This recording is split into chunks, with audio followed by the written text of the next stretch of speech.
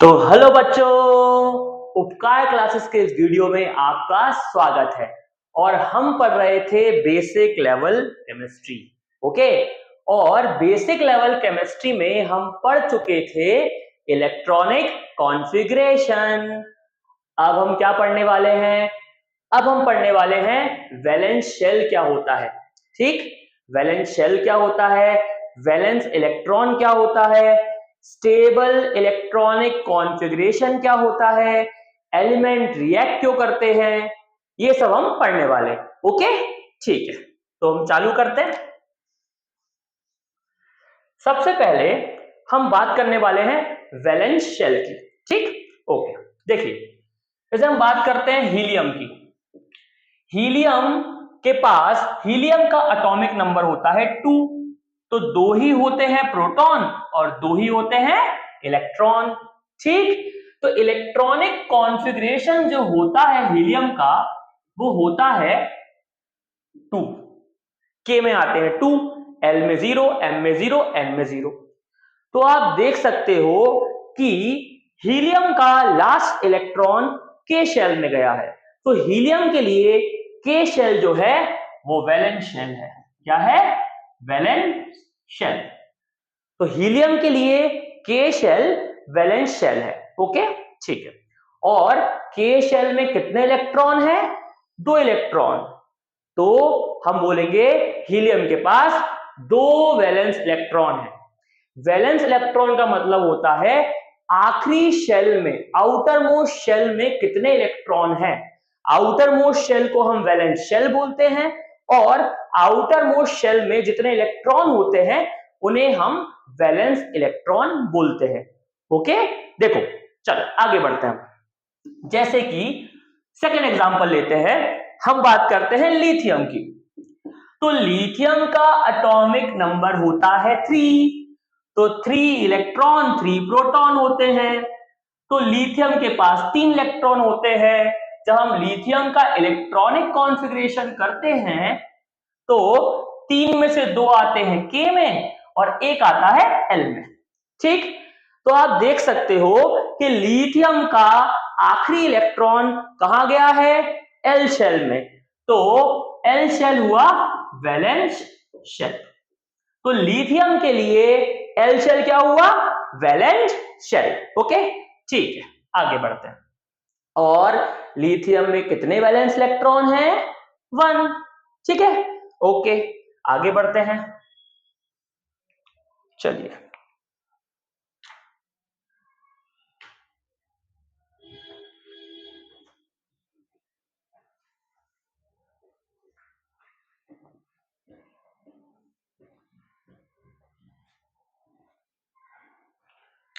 बात कर लेते हैं हम ऑक्सीजन की। ओके, ऑक्सीजन का एटॉमिक नंबर होता है 8। ठीक है, तो 8 प्रोटॉन 8 ही इलेक्ट्रॉन्स। ठीक है, वेरी गुड। 8 इलेक्ट्रॉन होते हैं तो हम करेंगे इलेक्ट्रॉनिक कॉन्फ़िगरेशन। ठीक है, तो 8 में से 2 इलेक्ट्रॉन यहां आएंगे, 6 इलेक्ट्रॉन यहां आएंगे। तो ऑक्सीजन के लिए जो एल शेल है वो वैलेंस शेल है और एल शेल में कितने इलेक्ट्रॉन हैं? 6। तो 6 हो गए वैलेंस इलेक्ट्रॉन। ठीक है, तो ऑक्सीजन में 6 वैलेंस इलेक्ट्रॉन होते हैं और ऑक्सीजन के लिए जो एल शेल है वो वैलेंस शेल है। ओके, ठीक है, नेक्स्ट हम बात करते हैं, थोड़ा आगे बढ़ते हैं, बात करते हैं सोडियम की। सोडियम का एटॉमिक नंबर होता है 11। तो 11 होते हैं प्रोटॉन, 11 ही होते हैं इलेक्ट्रॉन। 11 होते हैं इलेक्ट्रॉन। ओके, ठीक है। अब अगर हम सोडियम का इलेक्ट्रॉनिक कॉन्फ़िगरेशन करें, ठीक, तो क्या होगा? के में आएंगे 2, एल में आएंगे 8, एम में आएगा 1। ठीक, तो आप देख रहे हो लास्ट इलेक्ट्रॉन एम शेल में जा रहा है, तो एम शेल हो गया वैलेंस शेल। और एम शेल में कितने इलेक्ट्रॉन है? 1। तो 1 हो गया वैलेंस इलेक्ट्रॉन, मतलब सोडियम के पास 1 वैलेंस इलेक्ट्रॉन होता है। ठीक है, चलिए थोड़ा और आगे बढ़ते हैं। जैसे हम बात करते हैं क्लोरीन की, बात कर लेते हैं। ठीक है, chlorine, atomic number 17, 17 proton, 17 electron. तो 17 इलेक्ट्रॉन है, 2 यहां आएंगे, 8 यहां आएंगे और 7 यहां आ जाएंगे। ये हो जाएगा इलेक्ट्रॉनिक कॉन्फ़िगरेशन। तो क्लोरीन के लिए भी आखिरी इलेक्ट्रॉन कहां गया है? एम शेल में गया है, इसलिए एम शेल क्या हुआ? वैलेंस शेल हुआ क्लोरीन के लिए भी। ओके, और क्लोरीन में कितने वैलेंस इलेक्ट्रॉन है? तो क्लोरीन में 7 वैलेंस इलेक्ट्रॉन है। क्लियर? ओके, ठीक है, आगे बढ़ते हैं बच्चों हम लोग। नेक्स्ट लेते हैं हम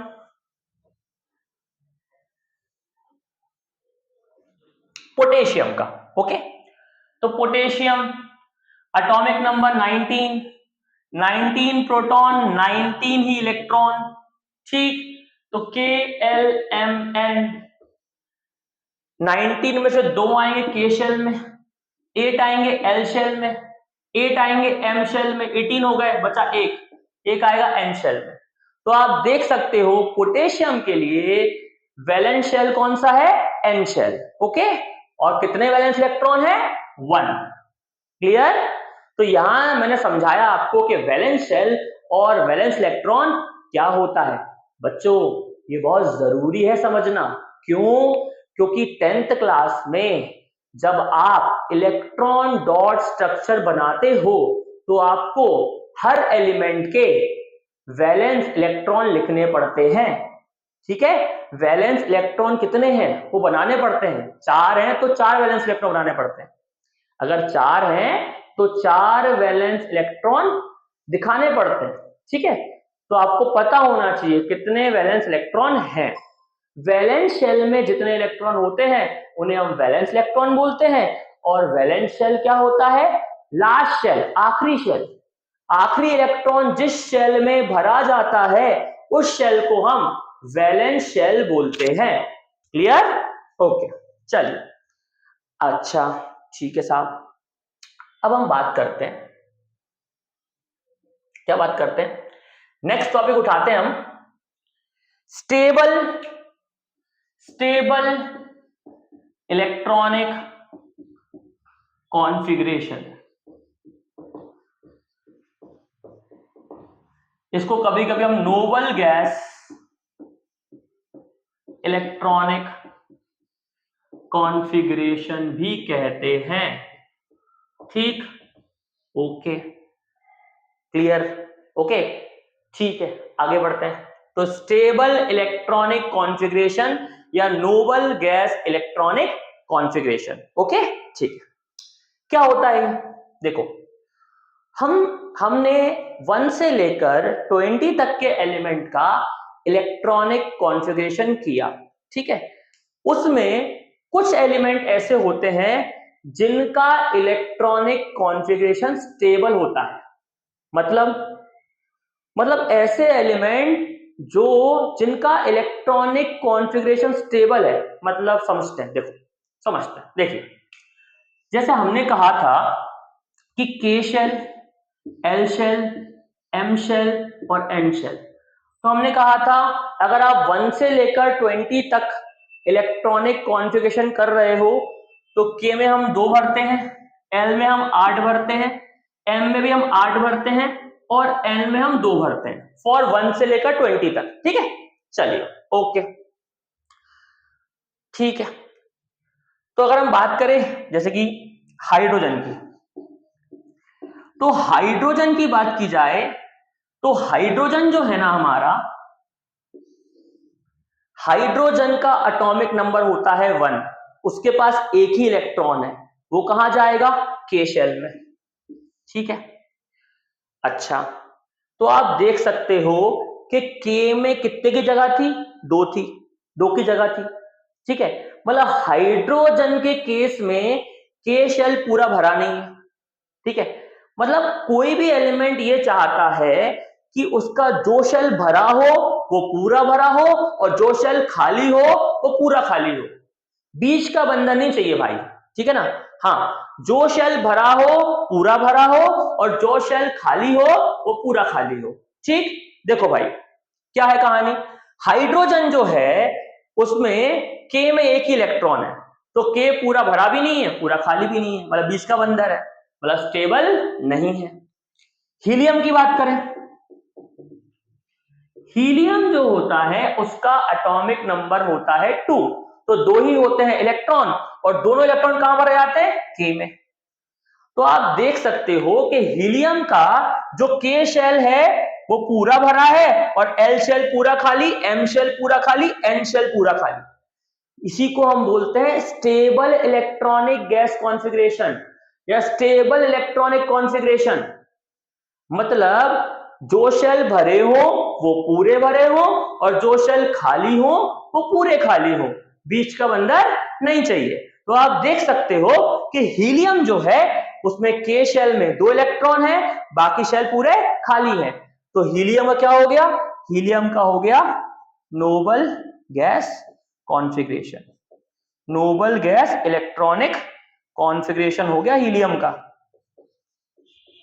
मतलब स्टेबल इलेक्ट्रॉनिक कॉन्फ़िगरेशन हो गया। ठीक है ना?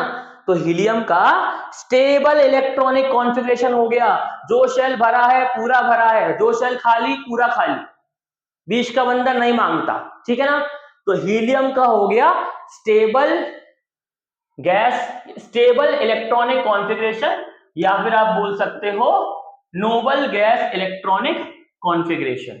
ओके, ठीक है बच्चों, आगे बढ़ते हैं। चलिए, जैसे कि हम बात करते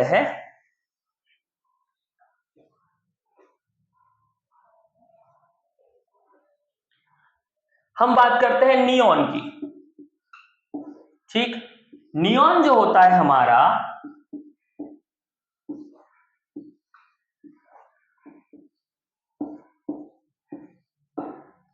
नियॉन जो होता है हमारा, नियॉन का नंबर होता है 10, नियॉन का एटॉमिक नंबर होता है 10। ठीक है, तो नियॉन के पास 10 इलेक्ट्रॉन्स होते हैं, 2 आएंगे यहां, 8 भराएंगे यहां। आप देख सकते हो K पूरा भरा है, L पूरा भरा है, M पूरा खाली, N पूरा खाली। K पूरा भरा है, L पूरा भरा है, M पूरा खाली, N पूरा खाली। तो क्या बोलते बच्चों? अरे भैया, इसका हो गया स्टेबल इलेक्ट्रॉनिक कॉन्फ़िगरेशन। मतलब नियॉन का भी होता है स्टेबल इलेक्ट्रॉनिक कॉन्फ़िगरेशन। ठीक है, ठीक है sir, very good very good. और बताओ सर, देखो अर्गन, देखो अर्गन, अर्गन जो होता है, हाँ जी भाई, अर्गन जो होता है, ठीक है, उसका भी क्या होता है? एटॉमिक नंबर होता है 18, 18 है एटॉमिक नंबर। ठीक है, तो 2 8 8। यहां देखो, K पूरा भरा, L पूरा भरा, M पूरा भरा, N पूरा खाली। K पूरा भरा, L पूरा भरा, M पूरा भरा, N पूरा खाली। तो कहने का मतलब अर्गन का भी स्टेबल इलेक्ट्रॉनिक कॉन्फ़िगरेशन होता है। ठीक है सर, बहुत बढ़िया। अब सर, स्टेबल इलेक्ट्रॉनिक कॉन्फ़िगरेशन होने से क्या फायदा है? अरे भैया, स्टेबल इलेक्ट्रॉनिक कॉन्फ़िगरेशन होने से ये फायदा है कि भैया ये स्टेबल है, इनको रिएक्शन करने की आवश्यकता नहीं है। यही तो कहानी है, जो स्टेबल है उसे रिएक्ट करने की आवश्यकता नहीं है। रिएक्शन करते क्यों है एलिमेंट? क्वेश्चन आता है, why do elements react? Element reaction करते क्यों है? एलिमेंट रिएक्शन इसलिए करते हैं क्योंकि वो stable gas configuration, stable electronic configuration बोलो या नोबल गैस इलेक्ट्रॉनिक कॉन्फ़िगरेशन बोलो, इस कॉन्फ़िगरेशन को पाना चाहते हैं, इस कॉन्फ़िगरेशन को पाना चाहते हैं। जैसे मैं आपसे बोलूं कि आप पढ़ाई क्यों कर रहे हो, है ना? तो भैया आप बोलोगे सर पढ़ाई, पढ़ाई करेंगे, लड़के बोलेंगे कि सर पढ़ाई करेंगे तो अच्छी नौकरी, अच्छी छोकरी, अच्छा घर, अच्छी गाड़ी, अच्छा बंगला, सब बढ़िया हो जाएगा, है ना? इसलिए हम पढ़ रहे हैं। मतलब आप लोग स्टेबिलिटी के लिए पढ़ रहे हो, आप भी चाहते हो फाइनेंशियल स्टेबिलिटी, है ना? और भी होती हैं चीजें, है ना? तो आप चाहते हो स्टेबिलिटी, आप भी क्या चाहते हो लाइफ में? स्टेबिलिटी हो, हर चीज मिल जाए हमें। ठीक है, ऐसे ही, इसलिए आप मेहनत कर रहे हो, पढ़ाई कर रहे हो, जॉब करने ढूंढने की कोशिश करते हो, अच्छा जॉब मिल जाए, अच्छा पैकेज मिल जाए, है ना, आप ये चाहते हो। ठीक है, तो यहां भी क्या है, एलिमेंट्स भी इसलिए रिएक्ट कर रहे हैं बच्चों ताकि उन्हें स्टेबल इलेक्ट्रॉनिक कॉन्फ़िगरेशन मिल जाए। स्टेबल इलेक्ट्रॉनिक कॉन्फ़िगरेशन को अटेन करने के लिए ये रिएक्ट करते हैं। अब स्टेबल किनका होता है, हीलियम का स्टेबल होता है, नियॉन का स्टेबल होता है, आर्गन का स्टेबल होता है, तो बाकी सारे एलिमेंट भी इनकी तरह बनना चाहते हैं। ठीक, ओके, ठीक है। देखो बच्चों, जैसे कि एग्जाम्पल देते हैं ना बच्चों को, हाँ भाई एग्जाम्पल देते हैं। देखो भाई, जो हमारा हीलियम होता है उसका कॉन्फ़िगरेशन होता है स्टेबल, और के में होते हैं 2 इलेक्ट्रॉन। जो लिथियम होता है उसके के में होते हैं 2, एल में होते हैं 1। ठीक है, मतलब ये बोल रहा है लिथियम भाई साहब कि के में 2 हैं, 2 होने भी चाहिए, तो कोई दिक्कत की बात नहीं है। लेकिन एल में जो एक आ गया है ये फंसा रहा है इसको। अगर एल में एक भी ना हो, देखो या तो एल में होना चाहिए 8 या एल में एक भी ना हो, तो हो जाएगा लिथियम स्टेबल। ठीक है, अब यार देखो, अगर एल में 8 चाहिए तो 7 इलेक्ट्रॉन गेन करने पड़ेंगे, जो कि बड़ा मुश्किल काम है।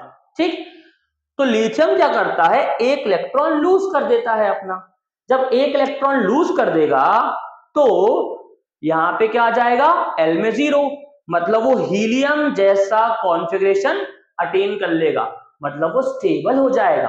देखो, अगर लिथियम ने एक इलेक्ट्रॉन लूज कर दिया तो ऐसा बन जाएगा, ये देखिए, ये इलेक्ट्रॉन लूज कर दिया तो ऐसा बन जाएगा हीलियम की तरह।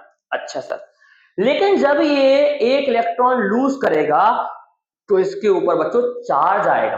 कैसे आएगा, देखो सुनो, लिथियम के पास 3 प्रोटॉन है और 3 इलेक्ट्रॉन है।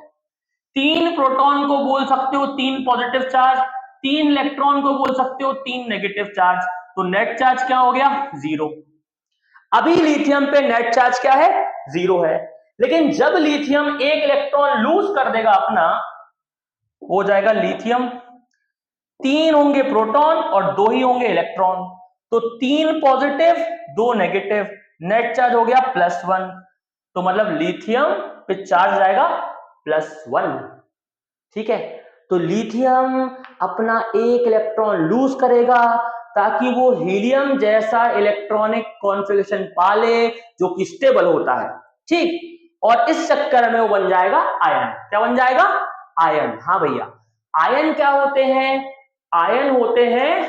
आयन होते हैं चार्ज स्पीशीज, जिनके ऊपर चार्ज है, चाहे पॉजिटिव चाहे नेगेटिव, जिनके ऊपर चार्ज होता है, जिन एटम्स के ऊपर चार्ज होता है, ठीक है ना, चाहे एटम हो चाहे ग्रुप ऑफ एटम हो, जिन भी स्पीशी के ऊपर चार्ज होता है उन्हें हम बोलते हैं आयंस। ठीक है, ओके, ठीक है भाई, ठीक है, क्लियर है बातें।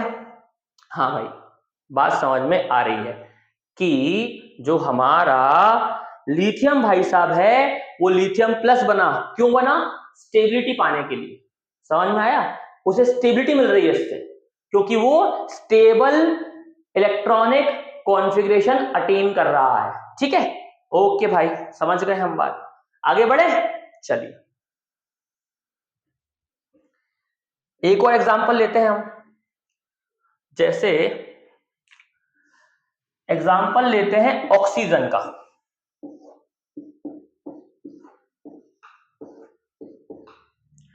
के में 2 होते हैं और एल में 6, और नीचे आता है नियॉन, नियॉन में होते हैं 2 और 8।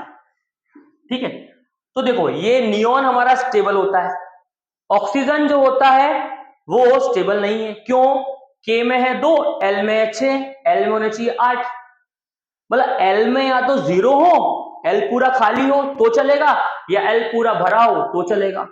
अब इसको यहां करने 8, तो 8 करने के लिए 2 इलेक्ट्रॉन गेन करता है भैया। क्या करता है? 2 इलेक्ट्रॉन गेन करता है। कौन? ऑक्सीजन। देखो भैया कैसे करता है। ऑक्सीजन एटॉमिक नंबर 8, 8 प्रोटॉन 8 ही electron, 8 positive 8 negative, net charge 0। अब क्या करेगा? ये 2 इलेक्ट्रॉन गेन करेगा। क्यों करेगा? स्टेबल होने के लिए, नियॉन जैसा बनने के लिए। ठीक है साहब, तो ये 2 इलेक्ट्रॉन गेन करेगा, तो 8 प्रोटॉन 10 इलेक्ट्रॉन हो जाएंगे, 8 पॉजिटिव 10 नेगेटिव, नेट चार्ज आ गया -2, तो आ जाता है इसके ऊपर चार्ज -2। ये बन जाता है O2 नेगेटिव आयन। ठीक है, O2 नेगेटिव आयन बन जाता है और हो जाता है स्टेबल। समझ में आया आपको कि भैया एलिमेंट्स रिएक्ट क्यों करते हैं? ठीक है। अच्छा, रिएक्शन क्या होती है पता है? ये इलेक्ट्रॉन का आदान प्रदान तो रिएक्शन है, और क्या है ना? जो ये रिएक्शन है वो क्या है? इलेक्ट्रॉन का आदान प्रदान। भैया ऑक्सीजन ने इलेक्ट्रॉन लिया, किससे लिया? किसी और से तो लिया होगा, है ना? और वहां पे हमने बात की थी लिथियम, लिथियम ने इलेक्ट्रॉन छोड़ा था, तो इलेक्ट्रॉन किसी को दिया होगा। तो ये जो इलेक्ट्रॉन का आदान प्रदान हो रहा है, यही तो है केमिकल रिएक्शन। हाँ भैया, इलेक्ट्रॉन का आदान प्रदान हो रहा है तो मतलब केमिकल रिएक्शन हो रही है। ठीक, ओके भाई, ठीक है। तो एलिमेंट, अब इलेक्ट्रॉन का आदान प्रदान हो रहा है मतलब ये रिएक्ट कर रहे हैं। ठीक, क्यों रिएक्ट कर रहे हैं? क्योंकि ये चाहते क्या है? स्टेबल इलेक्ट्रॉनिक कॉन्फ़िगरेशन चाहते हैं ये लोग, इसलिए रिएक्ट कर रहे हैं, इतनी मशक्कत कर रहे हैं। ठीक है, बात समझ में आ रही है? तो हम ये समझ गए कि एलिमेंट रिएक्ट क्यों करते हैं। ठीक है, और रिएक्ट करते समय वो क्या बन सकते हैं? आयंस फॉर्म कर सकते हैं, कैटायन और एनायन। देखो भैया, अगर चार्ज पॉजिटिव है, पॉजिटिवली चार्ज आयन, थोड़ा आयंस की बात कर लेते हैं फिर खत्म करते हैं वीडियो को। ओके, चलिए देखते हैं।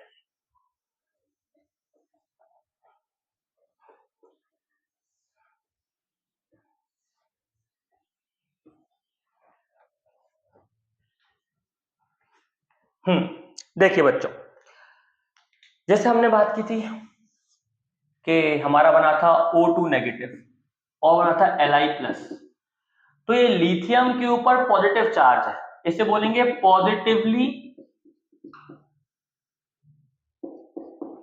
चार्ज्ड आयन, इसे हम कहते हैं कैटायन।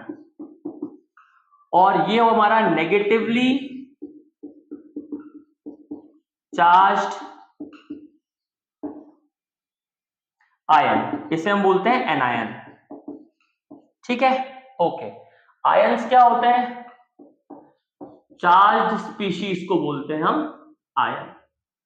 ठीक है बच्चों, कोई दिक्कत? तो आयन जो होते हैं वो चार्ज स्पीशीज, ऐसी स्पीशीज पे चार्ज हो, उन्हें हम आयन कहते हैं।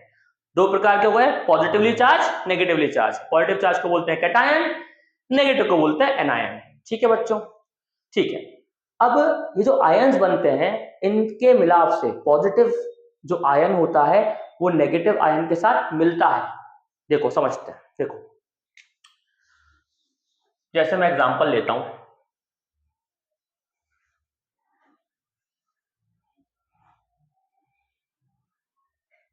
Na का इलेक्ट्रॉनिक कॉन्फ़िगरेशन होता है 281।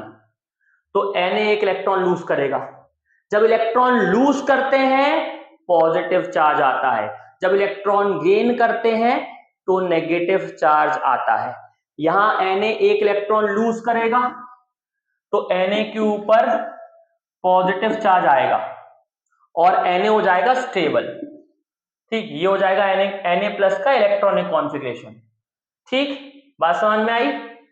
क्लियर है? अच्छा, ऐसे ही हम Cl की बात करते हैं। Cl का इलेक्ट्रॉनिक कॉन्फ़िगरेशन क्या होता है?